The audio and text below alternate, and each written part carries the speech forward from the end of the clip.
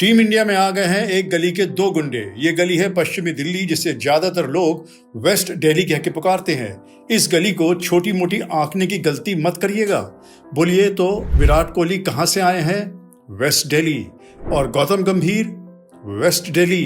वीरेंद्र सहवाग का तो नाम आपने सुना ही होगा। कहां के हैं? वेस्ट दिल्ली। आप तेज गेंदबाजों की बात करें तो ईशांत शर्मा और आशीष नेहरा भी वेस्ट दिल्ली के ही हैं। ईशांत शर्मा और आशीष नेहरा ने आपस में मिलकर टीम इंडिया के लिए तीनों फॉर्मेट में 700 से ज्यादा विकेटें चटकाई थीं।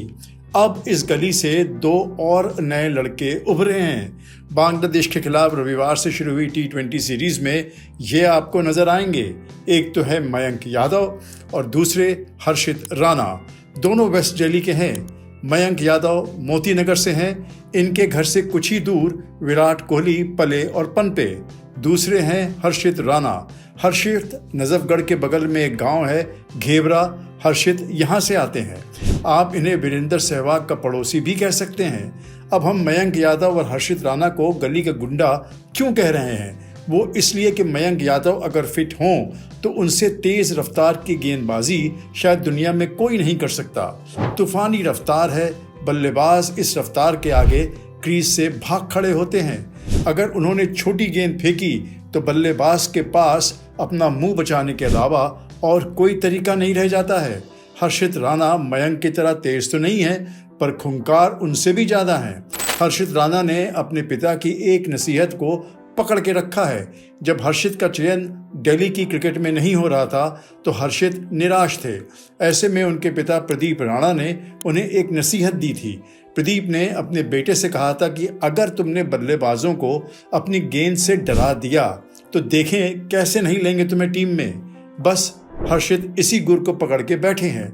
केकेआर के लिए आईपीएल में वो इतने घातक साबित हुए थे कि टीम के पास 24.75 करोड़ की लागत से खरीदा हुआ मिचेल स्टार्क था।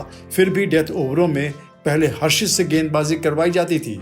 हर्षित ने केकेआर के लिए आईपीएल 2024 में 19 विकेट लिए थे और टीम की ट्रॉफी की जीत में एक अहम भूमिका निभाई थी।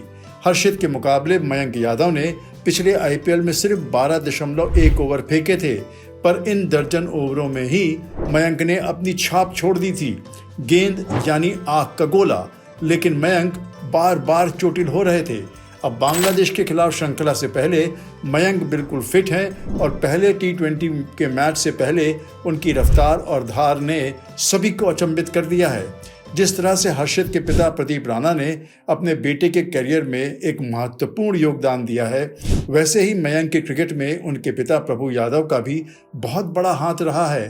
प्रभु यादव नियमित रूप से मयंक यादव को सोनेट क्रिकेट क्लब में लेकर आते थे, जिससे बच्चा क्रिकेट के गुर सीख सके।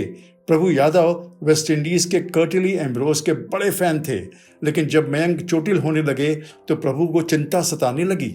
फिर उन्होंने नेशनल क्रिकेट एकेडमी में कुछ दिन पहले मयंक को गेंदबाजी करते देखा और उन्हें लगा कि मयंक अब पूरी तरह से अपनी फिटनेस पा चुका है।